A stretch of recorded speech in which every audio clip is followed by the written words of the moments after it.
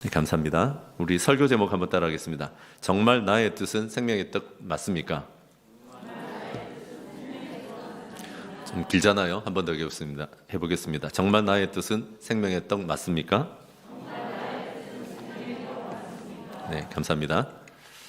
여러분, 하다못해 요즘 햄버거 가게를 가도 키오스크라고 있습니다. 옛날은 뭐 토큰, 돈 넣고 토큰 사는 그런 기계를 키오스크라고 했는데 요새는 햄버거 가게를 가도 기계 앞에 멀뚱히 서 있는 어르신들을 볼 때가 좀 있습니다.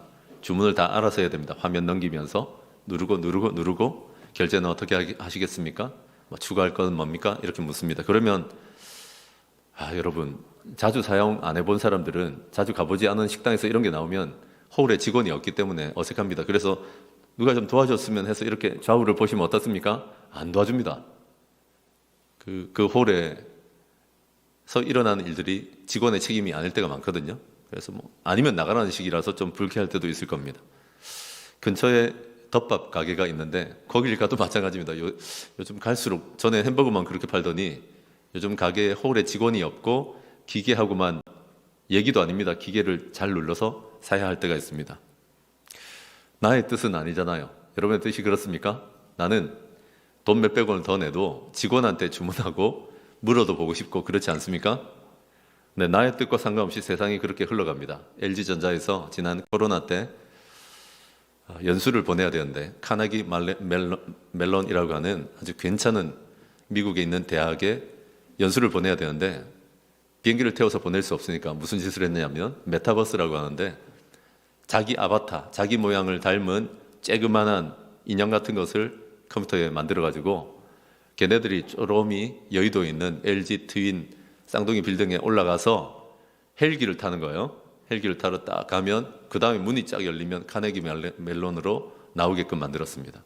이게 뭔가 싶지만 세상이 또 한 번 바뀌고 있습니다. 인터넷이 처음 나올 때처럼 메타버스라고 하는 엄청 놀라운 변화가 지금 일어나려고 하고 있고 일어나고 있습니다. 그래서 애들한테 적당한 시간을 줘서 게임도 게임 나름인데 로블록스 같은 걸 한다고 하면 너무 야단치지 마십시오. 우리와는 다른 세상이 지금 열리고 있어요. 그래서 여러분 콘서트나 전시회 같은 거를 이렇게 메타버스라고 하는 보이지 않는 공간에서 쫄래쫄래 가가지고 같이 앉아서 공연도 하고 이러거든요. 거기에 모인 사람이 1000만 명이랍니다. 온 사람들이 10원씩만 내도 여러분 1억 법니다. 우리가 모르는, 그래서 이걸 아는 사람들은 영어 교육을 하면서도 메타버스로 영어 교육을 어떻게 할 것인가.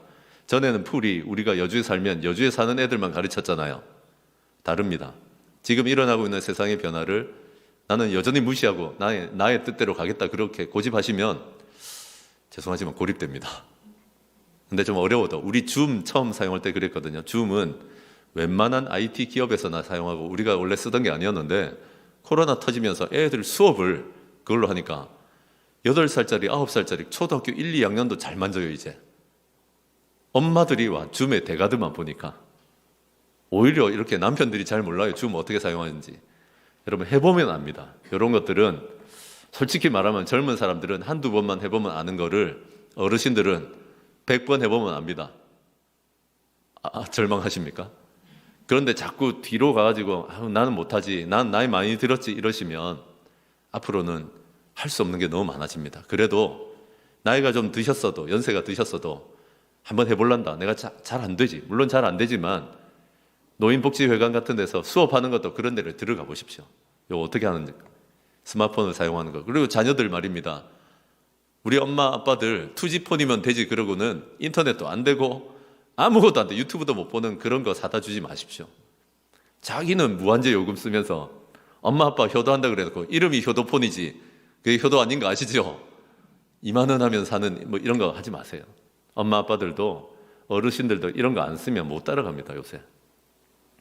얼마나 엄마 아빠들도 좋은 음악 듣고 싶고 드라마도 얼마나 많습니까 그 안에. 좀 보게 하시면 좋을 것 같습니다.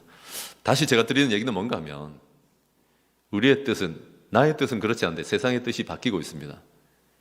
그럼 그걸 좀 받아들이고 조금 내가 좀 버겁더라도 따라가겠다 그러면 세상 사는 게 훨씬 편해집니다. 마찬가지입니다. 영적인 세계도 마찬가지입니다.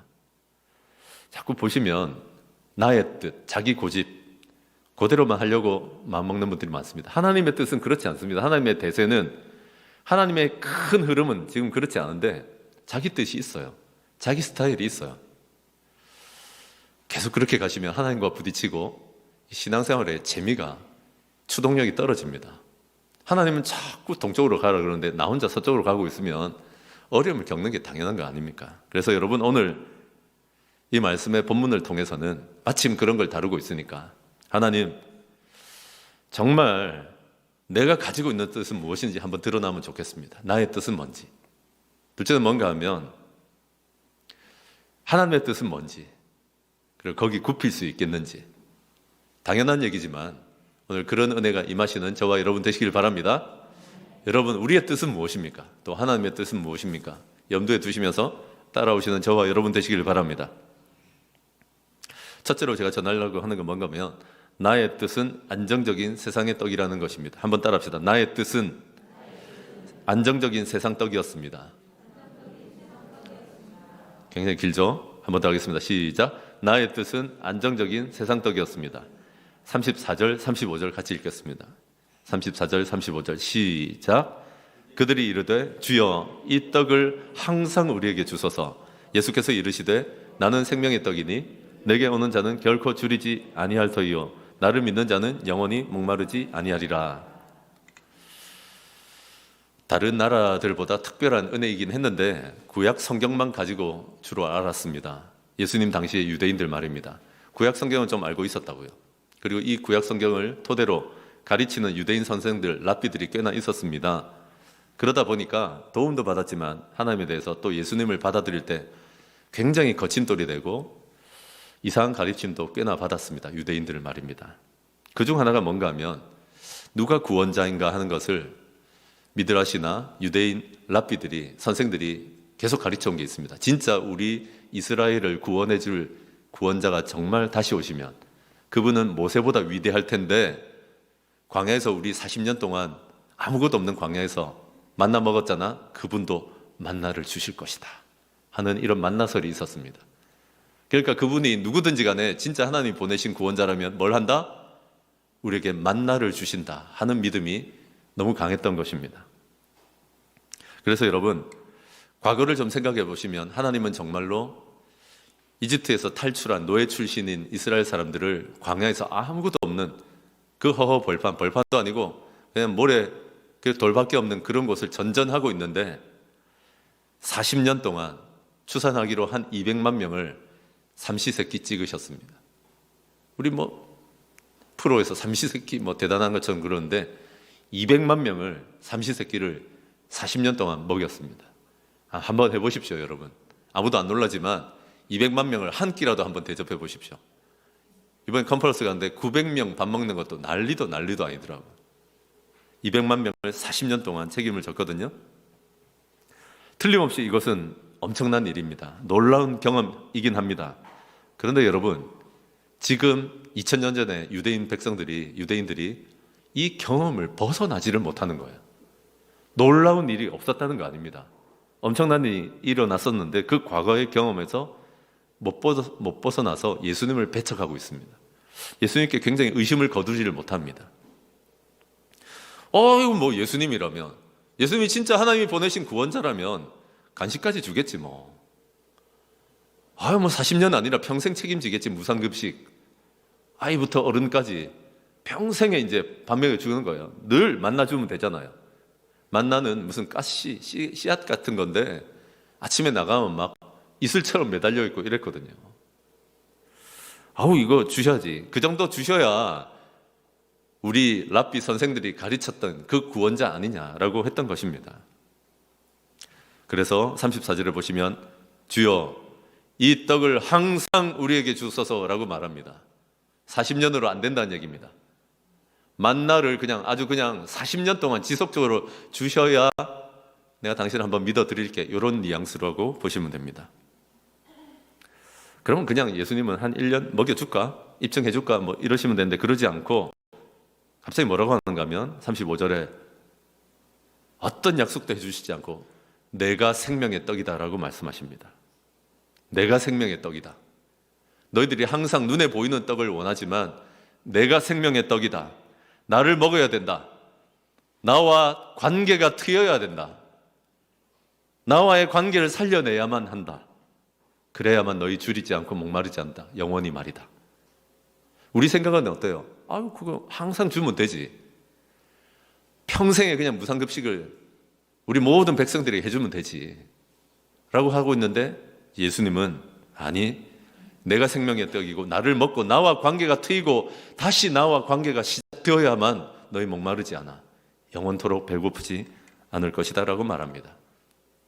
이게 이제 약간 평행선을 그리고 이해가 안 되는 겁니다, 백성들은. 근데 우리도 그런 거 있거든요. 여러분, 우리 교회 오시기 전에 여러분들은 과거에 영화로운 빛나는 신앙생활을 하신 적 없습니까? 나 이렇게 좀 살았어요. 신앙생활만이 아니라 인생도 그러지 않았습니까? 좀 빛나고 좀 잘 나갔습니다 하는 거 없으십니까? 그게 신앙생활 하는데 굉장히 방해되는 분들이 많습니다, 의외로. 또 하나, 신앙생활을 처음 시작하다 보면 방금 제가 얘기 드린 거 있잖아요. 예수님은 영적인 떡에 대해서 얘기하고 있는데 이 사람들은 계속 눈에 보이는 떡 얘기예요. 신앙생활 처음 하다 보면 꼭 못 알아듣는 일들이 일어납니다. 그게 자기 잘못은 아닙니다. 생각해 보세요. 평생에 눈에 보이지 않는 영적인 세계에 대해서 별 관심 없이 살았잖아요. 먼 옷을 입고 어떤 차를 타고 집안 평수를 어떻게 늘리고 애들 자식 공부는 어떻게 시키고 평생 눈에 보이는 것만 쫓아 살다가 갑자기 영적인 얘기를 하면 못 알아듣습니다. 그게 아주 당연한 겁니다. 그래서 여러분, 우리들끼리 한번 얘기해 봅시다. 예수님, 우리 인생의 중요한 떡을 눈에 보이는 해결을 좀 해주십시오. 그런데 예수님이 우리한테 뭐라고 하는가 하면, 얘야, 생명의 떡이다 내가. 나를 먼저 먹고 나와의 관계를 다시 회복하자. 그러면 여러분, 우리는 진짜 이 말을 알아듣습니까? 안 섭섭하십니까? 아우, 하나님, 떡을 좀 해결하시라니까요. 항상 달라니까요. 내가 생명의 떡이다. 나를 먼저 먹어야 되고 이 관계가 풀려야 된다. 진짜 이해가 되시냐고. 잘 안 될걸요. 이 말은 진짜 어떤 의미입니까? 내가 영적인 떡, 생명의 떡이라고 하십니다, 예수님이. 그 말은 예수님을 통해서만 우리가 생명을 얻는다는 뜻이고 예수님을 통해서만 우리 인생은 유지된다는 뜻입니다. 다른 것은 부차적인 것입니다. 그런데 여러분, 마귀는, 사탄은 가장 비열하게 쓰는 전략 중에 하나가 뭔지 아십니까? 우리가 몸에만 집중하게 하는 겁니다. 몸이 필요 없다는 게 아닙니다.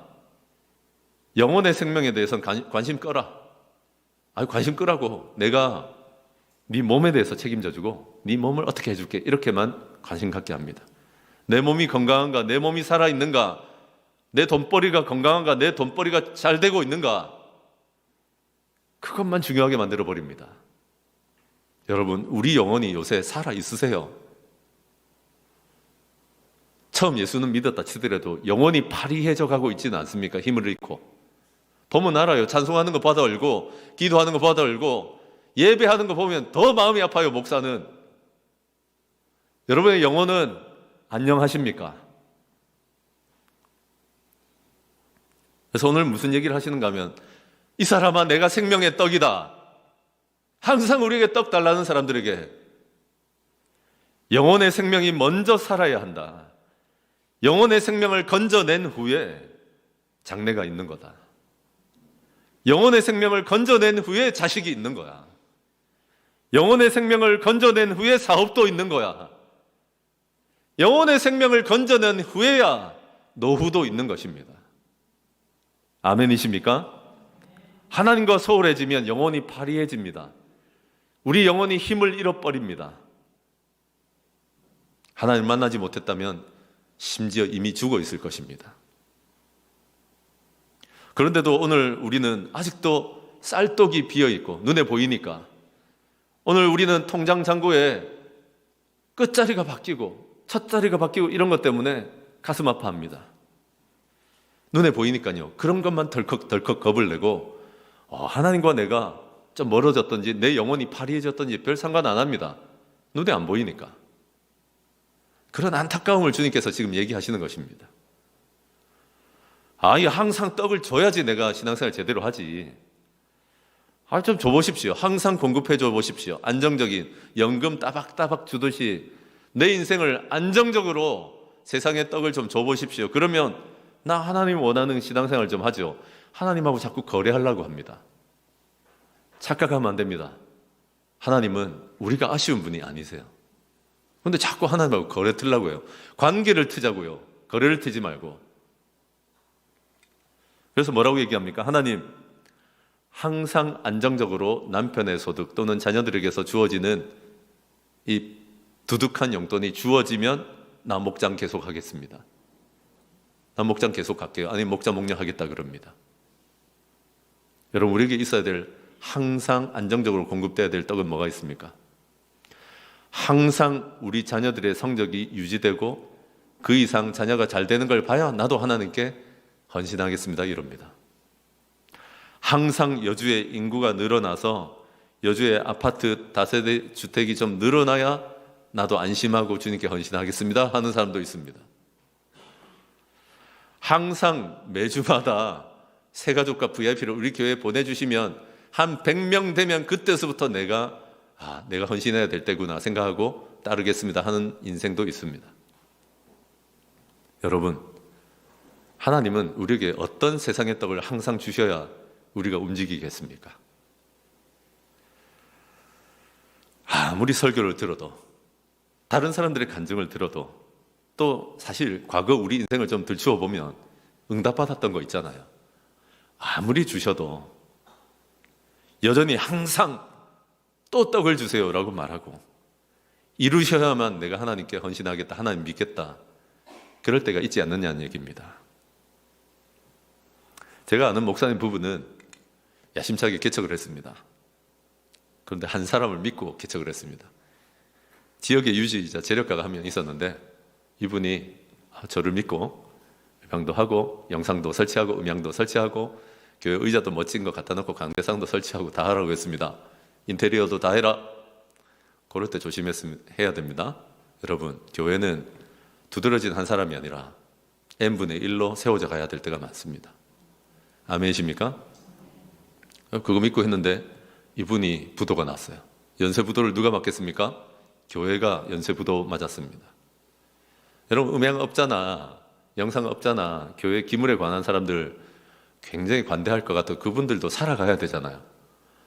그거 좀 봐줄 줄 알았는데 싹 다 떼갔어. 마이크까지 다 들고 왔어. 그리고 의자까지 다 들고 왔어. 실은 남아있잖아요. 그래 이제 사택에 들어갈 돈 뭐 이런 걸로 저런 걸로 메꾸고 하다가 사택에 들어갈 돈이 이제 없어가지고 그거 빼가지고 유아실에 들어가 살았는데 불이 나버렸어. 불이 났는데 유아실에는 해가 입혀지지 않아가지고 살아남았어. 온 교회 끄슬러져가지고 그을려져가지고 그거 다 닦아내고 기가 차잖아요.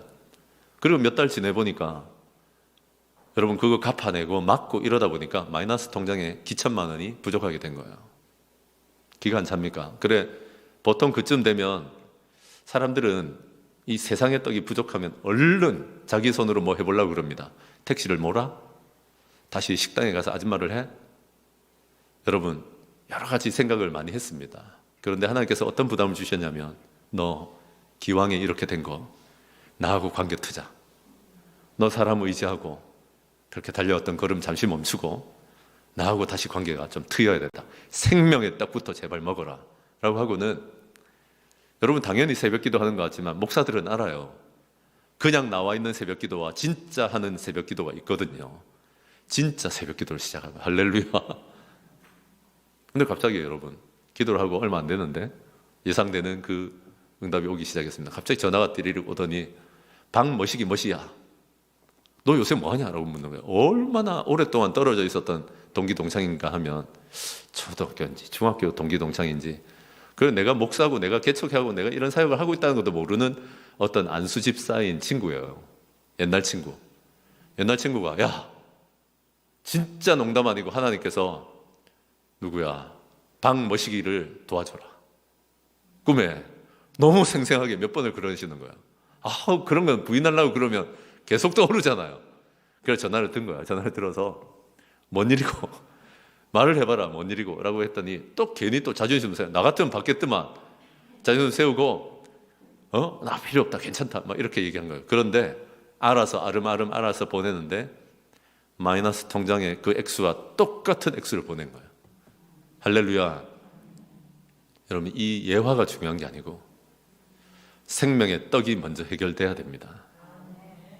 여러분, 하나님과의 관계가 다시 트여야 됩니다. 다른 걸로 쩔쩔매고 있으면서도 영원히 발휘해주고 상황도 악화되고 있는데 계속 내 뜻대로 해보려고 하는 분들 잘 들으십시오. 우리는 생명의 떡을 먹고 하나님과의 관계가 먼저 트여야 됩니다. 이번 주간에 그것을 해결하시는 저와 여러분 되시길 바랍니다. 둘째로, 여러분, 주신 사람들은 나의 뜻을 굽힐 줄 압니다. 한번 따라합시다. 주신 사람들은 나의 뜻을 굽힐 줄 압니다. 좌우에 한번 하실까요? 잠을 깨시면서 주신 사람들은 나의 뜻을 굽힐 줄 압니다. 그렇게 한번 인사합시다. 앞뒤로도 한번 더 하겠습니다. 시작.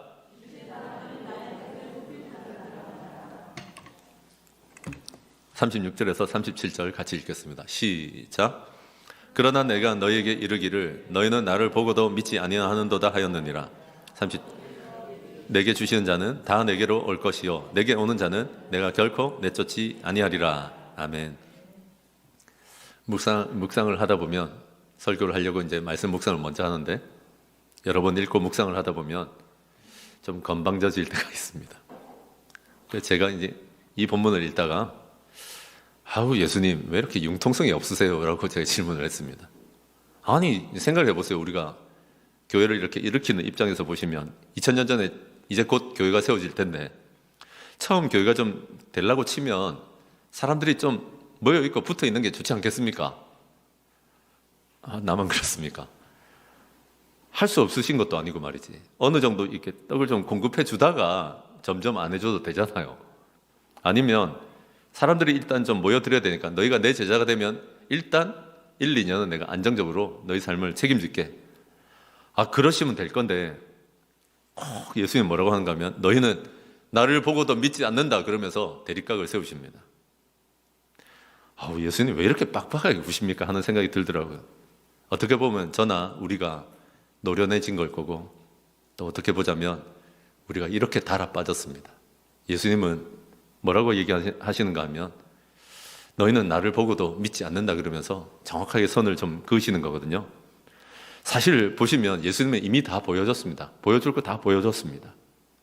사실 예수님은 예수를 믿고 영접할 충분한 것을 가르치셨고 예수를 믿고 영접할 그런 순간들을 이미 많이 만들어주셨고 그런 사람들을 옆에 두셨습니다. 그래서 예수님은 단호하게 뭐라고 하시는가 하면 너희는 이미 나를 보고도 충분히 봤잖냐. 그런데도 나를 믿지 않는구나 라고 말씀하십니다. 그거 아세요? 예수님은 더 이상은 흥정하지 않습니다. 신앙생활할 때 리더들은 잘 들으십시오. 이런 거 좀 필요합니다. 끝까지 따라주는 것만이 그 사람 살리는 길이 아닙니다. 어떤 때는 선 끌 줄 알아야 됩니다. 더 이상은 흥정하지 마십시오. 예수님께는 왜 이런 더 이상은 흥정하지 않는다 하는 게 있었는가 하면 한 가지 믿음이 있었기 때문입니다. 어떤 믿음요?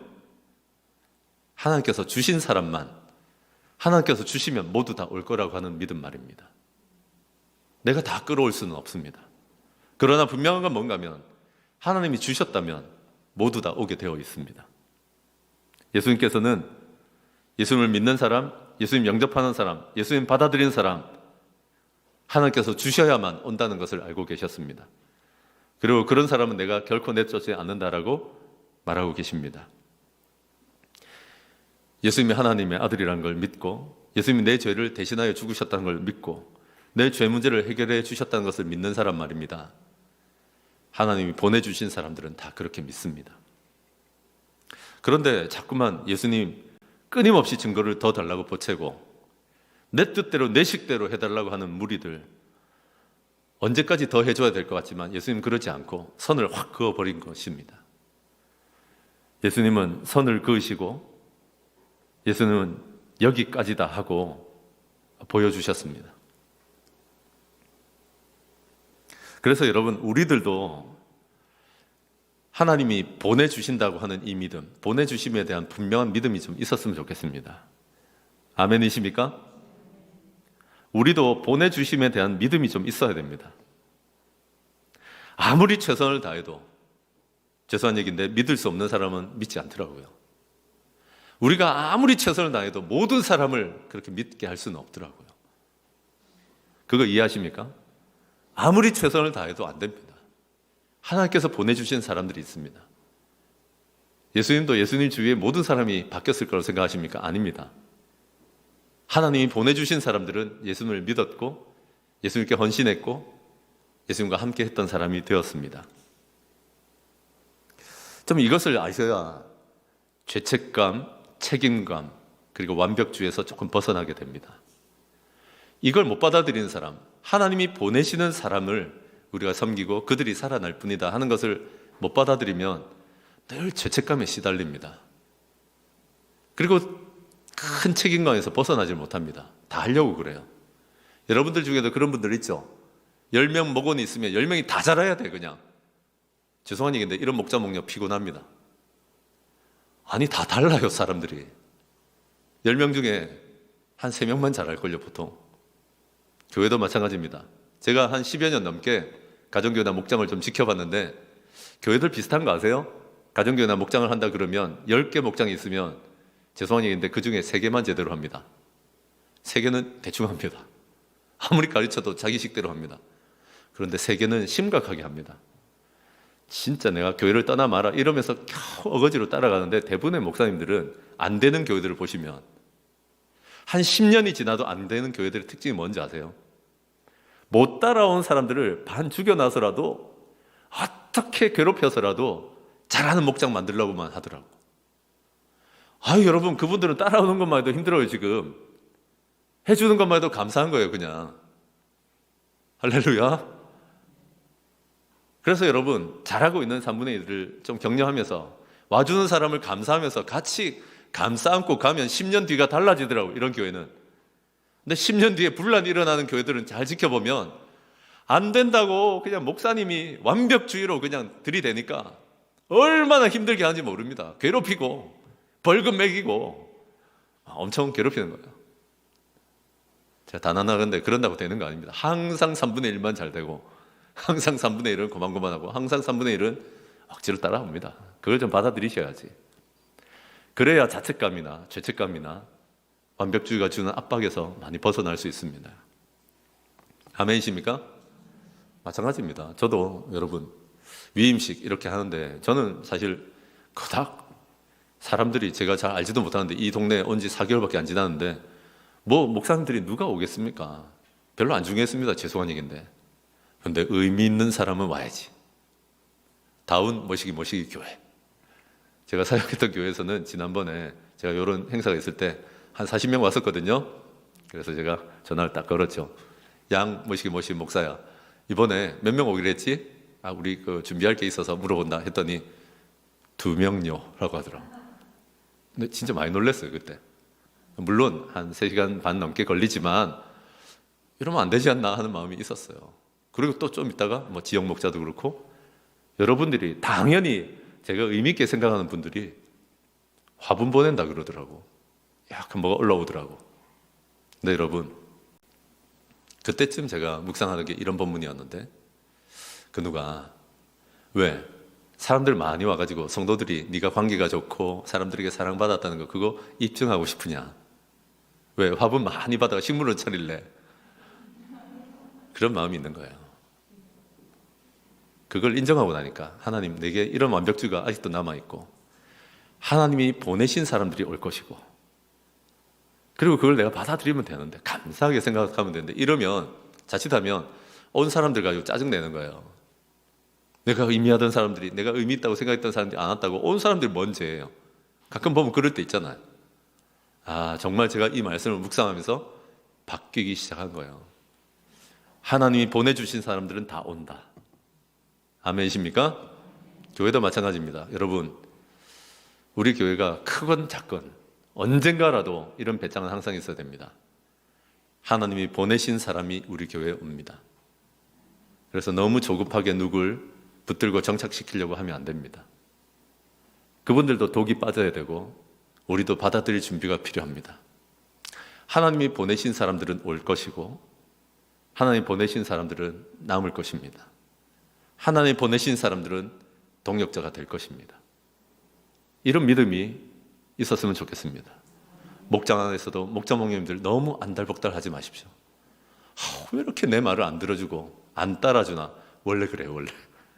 우리를 단련시키시려고, 너 완벽함을, 그 완벽주의를 좀 내려놓게 하시려고, 그 죄책감과 지나친 책임감을 가지고 무겁게 사역하던 거 그거 좀 내려놓으라고. 아세요? 그 뒤로는 자유로움을 주시고 감사해집니다. 전에는 왜 이렇게 말을 안 듣는 인간들이 많지? 이랬던 그런 인생이, 와, 우리 목장에 이렇게 되고 있구나. 할렐루야. 저는 우리 교회를 보면서 자주 그런 생각을 합니다. 우리 교회 좋은 교회. 정말 잘하고 계신다. 제가 뒤안길이나 잘 안 되고 있는 걸 몰라서 그럴까요? 아니에요.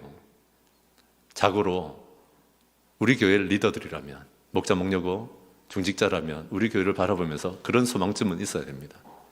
완벽하려고 하지 마십시오. 그저 하나님께서 참 놀라운 일들을 행하고 계시구나. 그러면 하나님이 더 놀라운 일들을 주시고 자유롭고 감사가 넘치고 기도할 맛이 납니다. 아니면 죄책감과 책임감과 완벽주의에 짓눌리게 됩니다. 그러므로 여러분, 주시는 사람들은 나의 뜻을 굽힐 것이고, 주시는 사람들은 나의 뜻을 굽히고 동참할 거라는 기대를 가지고 신앙생활을 하시는 저와 여러분 되시기를 바랍니다. 마지막은 뭔가 하면 한번 따라합시다. 이제부터는 아버지의 뜻을 이룹시다. 한번 더 하겠습니다. 이제부터는 아버지의 뜻을 이룹시다. 38절에서 40절입니다. 여러분의 목소리를 읽습니다. 38절에서 40절입니다. 시작.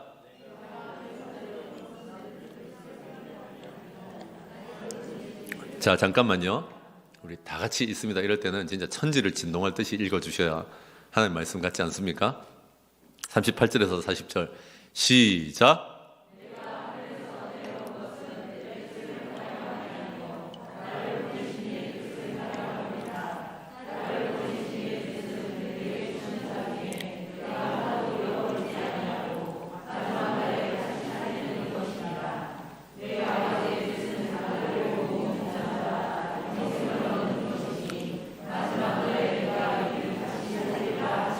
아멘.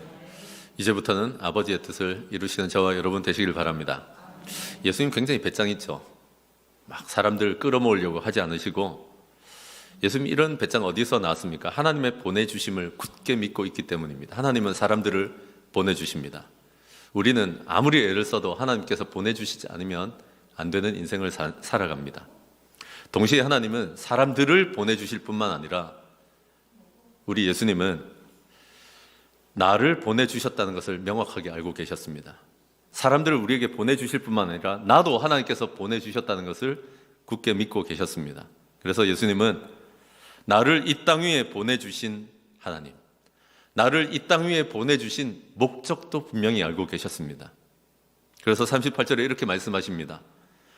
하늘에서 내가 그냥 내려온 게 아니라 내 뜻 행하려고 온 거 아니다 라고 말씀하십니다. 이걸 하나님 참 기뻐하십니다. 오히려 나는 나를 보내신 이의 뜻을 행하러 왔다. 나를 보내신 목적을 분명히 잡고 있는 것입니다. 예수님은 결코 자기 뜻을 이루려고 오신 것 아닙니다. 예수님은 결코 자기 뜻을 관철시키려고 애를 쓰시지 않으셨습니다. 그저 나를 보내신 이의 뜻을 행하려고 했던 것입니다. 목자 목녀님들이 자기 뜻을 관철시키려고 저하고 만나면 되게 힘들어 하실 때가 있을 겁니다. 지금은 미롤 기간을 지나고 있으니까 잘 모르셔도, 제가 이렇게 목자 목녀들하고 만나면 자기 뜻이 있어요. 너무 그렇게 관철하려고 들면 힘들 겁니다. 저도 마찬가지입니다. 담임 목사니까 나의 뜻을 관철해야지 이러면 신앙생활이 힘듭니다. 저도 오히려 새벽에 하나님께 묻고, 하나님 어떻게 하기를 원하세요? 라고 물으면서 따라가면 그것만큼 신나는 일이 없습니다. 그런데 여러분, 세상은 그렇지 않습니다. 자기 뜻대로 하려고 듭니다. 끝까지 그렇게 고집을 부립니다. 하나님의 뜻 따위는 아랑곳하지 않습니다. 심지어 하나님의 뜻이라고도 얘기합니다. 자기 뜻만 고집하기 때문에 결국에는 가정에서 다툽니다. 자녀들의 뜻이 있는데, 자녀들을 통해서 하나님 말씀하시는 것이 있는데, 부모니까 무조건 자기 뜻이 올 때, 자기 뜻만 고집하기 때문에 사회에서도 나라 간에도 전쟁으로까지 치닫습니다. 심지어 교회 안에서도 자기 뜻만 고집하기 때문에 싸우고 있는 것을 적지 않게 보게 되실 것입니다. 그래서 여러분, 아주 잠깐만, 한 1분만 내 뜻을 한번 접어보십시오. 오죽하면 이렇게 얘기하겠습니까? 한 1분만 요즘 내가 고집 부리고 있는 자기 뜻, 자기 고집을 한번 내려보십시오. 그리고 하나님의 뜻이 무엇일까? 나는 하나님의 뜻을 주목하고 붙들고 있는가? 한 1분만이라도 자기 뜻을 한번 접어보시길 바랍니다. 자기 스타일, 자기 고집, 내가 원하는 신앙생활, 이런 거 좀 1분만 좀 접어보십시오. 정말 하나님의 뜻은 뭘까?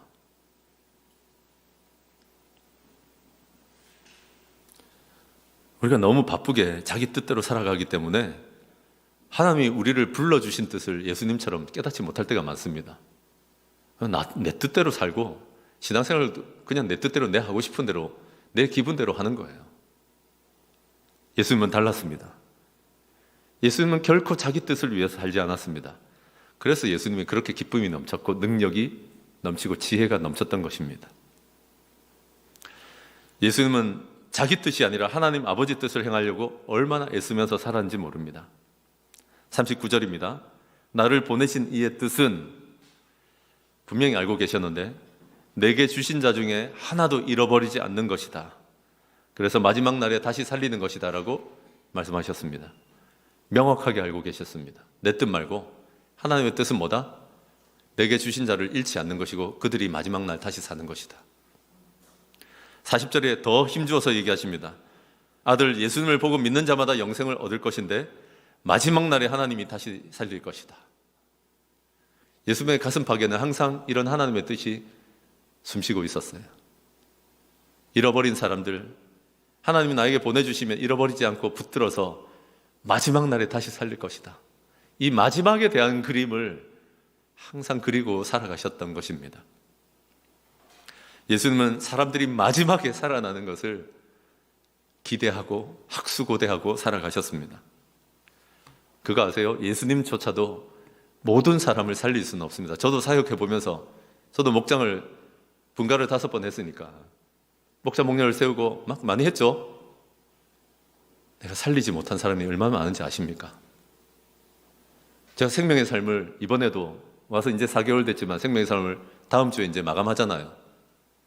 생명의 삶에 20명쯤 들어왔는데 얼마나 많은 사람들이 인생이 변하고 그것만 생각할 것 같습니까? 잘 안 되는 거 있어요. 이 사람이 변했더라면 하는 거 있다고요. 근데 예수님은 모두 다 하려고 하지 않았습니다. 주님께서 주신 사람들 중에 잃어버리지 않으려고 했을 뿐입니다. 최선을 다할 뿐입니다. 그리고 마지막 날에 다시 살아날 것을 기대하셨던 것입니다. 교회는 예수님의 몸된 교회 아닙니까? 그러면 예수님의 뜻을 계승하고 이어가야 됩니다. 영혼 구원하고 제자 삼는 게 우리의 뜻이기를 바랍니다. 우리 교회에 있다 보면 이게 구호가 돼요. 재미없는 구호. 그 뭐 계속 말하는데 내한테는 별로 공감 안 되는 거 있잖아요. 오늘 본문이 얘기하고 있잖아요. 사람들의 뜻이 무엇이든지 간에 하나님의 뜻은 내게 주신 자를 잃어버리지 않고 마지막 날에 다시 살리는 것이다. 이게 하나님의 뜻이라고 하지 않습니까? 이 뜻을 따라 살 때 생명과 능력과 기쁨과 가치가 좀 있습니다. 여러분, 내 인생에 별 가치가 없던 인생이 이 하나님의 뜻을 따라서 살아갈 때 능력과 지혜와 사랑과 기쁨과 가치가 좀 있어집니다. 예수님의 제자 되고 싶다면서요. 그럼 상황이 어떻든지 간에 나도 이 예수님의 뜻을, 이 하나님의 뜻을 이어가려고 하는 마음이 있으시는 저와 여러분 되시길 바랍니다. 아유, 목사님 저는 너무 젊습니다. 아니요. 어린 목자를 시키고 청년들일 때부터 싱글 목자를 시키고 이 뜻을 좀 이어갈 수 있도록 그렇게 하시는 저와 여러분 되시길 바랍니다. 제가 이번에 900명 목회자 부부들이 모이는 컨퍼런스를 갔다 왔습니다. 봄가을에 있습니다. 봄가을에. 보내주신 교회에 너무 감사하고 참 좋습니다. 저도 이제 약간 그런 건 있습니다. 왜냐하면 눈치상 여주가 생각보다 작은 곳이기 때문에 목회자들끼리 함께 으쌰으쌰 하자 하는 게 있습니다. 뭐 어디 가자, 뭐 먹으러 가자, 뭐 어디 하자. 이게 3번이나 있었습니다. 최근에. 이번 주 화요일까지 근데 요 3번은 죄송하지만 제가 가지 않기로 하고 목회자 컨퍼런스 꼭 가고 싶었습니다. 가야만 제가 충전되고 또 우리 교회를 살릴 길들이 열릴 줄 제가 믿기 때문입니다. 제가 이렇게 간 지가 벌써 10년이 넘었습니다. 걱정하지 마십시오. 어딜 갔다 와가지고 갑자기 뭘 써먹고 우리 교회를 바꿔야 됩니다 이러지 않습니다. 근데 가보면 막 자랑질을 합니다. 뭐 하는지 아십니까? 특히 부교역자들끼리. 야, 너 교회는 담임 목사님만 만나. 우리도 보내주시더라. 사실 항상 고민이 되거든요. 새벽 기도도 있고 수요 기도도 있는데 교회가 커지면 타협을 하게 됩니다. 부교역자 니는 남아라. 담임 목사는 충전받고 올게 하고 떠나버립니다. 여러분, 우리 이런 교회 만들지 맙시다. 그냥 다른 때 진짜 뼈골이 부서지도록 일을 시키고 그렇게 합시다. 근데 그럴 때 충전할 땐 갔다 오고 괜히 소풍 가고 체육대회 가고 다른 데 가는 거 다 끌어모아가지고 영혼까지 끌어모아가지고 컨퍼런스 보내가지고 충전시키는 게 100배 나은 것 같습니다. 우리 교회 부교역자 오면 진짜 좋을 건데 우리가 이런 마음을 가지고 있다는 걸 알면, 그렇죠? 근데 여러분 가보시면 저는 이제 10여 년 넘어가니까 조금 다른 은혜를 받습니다. 가시면 이제 말씀이 너무 좋고 또 사례 발표들을 하면 우리 교도 저렇게 해야겠고, 죄송한 얘기인데 한 10여 년 듣다 보면 거기서 거기입니다. 그런데 2%좀 다시 채워주세요. 이걸 뭐 처음 듣는 것처럼 내가 놀라면 그게 더 이상한 거예요. 10년을 했는데 가면 한 2%좀 내가 치명적으로 놓치고 있던 걸 발견하기도 하시죠. 또 하나, 조별 모임하면 전에는 내 얘기를 들어주면서 구르면서 울고 막 이런 사람들이 있었는데 이젠 제가 조장이에요. 그리고 이번에 만났는데 대한민국 5% 이내의 교회가 내 조언들인 거예요. 그래서 이제 내비게이터 사장이던 분이 세운 교회가 있는데 몇백 명 넘는데 마포구 합정동에 있는 그 교회, 또 순천 강남중앙교회가 1,몇백 명이 넘는데 우리 교단 교회인데 가정교회 잘하거든요. 와가지고 첫날에 무슨 자랑 배틀을 하더라고. 우리 교회가 얼마나 좋은지. 그래서 내가 약간 열받았지만 우리 교회도 하나님께 제가 물어봤어요. 정말 이 시간을 어떻게 보내야 됩니까? 했는데 그 누가 너도 감사해. 내가 너에게 좀 감사를 듣고 싶어. 그래서 나도 우리 교회 자랑할 거 많거든요. 그래서 우리 교회 자랑질 했지. 그럼 좀 공허하긴 하더라고요. 근데 그 다음날 되니까 진실의 방이 시작되더라고. 12시까지 안 재워줘. 이게 첫날에는 뭐 내가 낸데 이랬지만 둘째 날 되니까 자기 얘기들을 하는 거예요. 근데 이게 약간 영적인 쓰레기통 되는 느낌? 자기들 힘들었던 거, 상처받았던 거 다 끄집어내는데 다 들어주고 우리 거 하려니까 12시 된 거야. 그 체력을 가려고 하는 게 느껴져, 그게. 약간 좀 억울하잖아요. 그리고는 이제 저도 점심 먹고 차 한잔 이렇게 우아하게 하고 싶은데 30대쯤 된 이제 저도 한 10여 년 넘어가니까 저한테도 뭐 질문하러 온 사람들이 있습니다. 2가정이나 하루씩 찾아오는 거야. 나도 오후에 쉬고 싶다고. 근데 와가지고 얘기하는데 그렇게 시작했지만 너무너무 안타깝고 참 내가 만나지 않으면 안 되는 상황이었고 그랬어요. 그렇게 하면 두 손 잡고 너무너무 고맙다고 그렇게 가면 약간 또 이건 쓰레기통은 아닌데 또 쓰임 받았지만 이거 쉬지도 못하고 또 이제 발표 들어가고 말씀 들으러 들어가고 막 이러죠. 근데 여러분, 제가 이제 집회가 마지막 예배를 치닫고 있는데 뭔가 옛날처럼 뭐 말씀에서 은혜를 더 받고 막 조별에 가서 내 마음이 막 씻겨지고 이런 건 사실 별로 많이 없었거든요. 근데 마지막 폐회 예배하는데 진짜 900명이니까 마스크를 다 끼고 있는데 마스크가 들썩거리다가 떨어질 정도로 눈물이 났어요. 너무 많이 울게 되면 이게 소리는 또 내면 안 될 것 같고 이래가지고 내가 이렇게 눈물을 막으려고 그러는데 그렇게 눈물이 나더라고. 통곡이 나오더라고. 나 알겠더라고. 하나님께서 지금 찬송의 시간이었는데 내 영혼을 씻기시고 새롭게 하시고 있다는 걸 알겠더라고.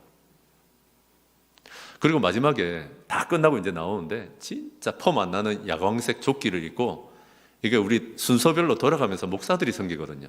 큰일 났어요. 가을 말고 내년 봄에 우리 차례야.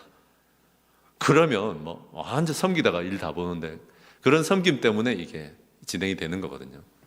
근데 되게 초라한 그 야광색 조끼를 입고 도열을 해가지고 우리 저 본당 입구 정도보다 더 길게 사람들이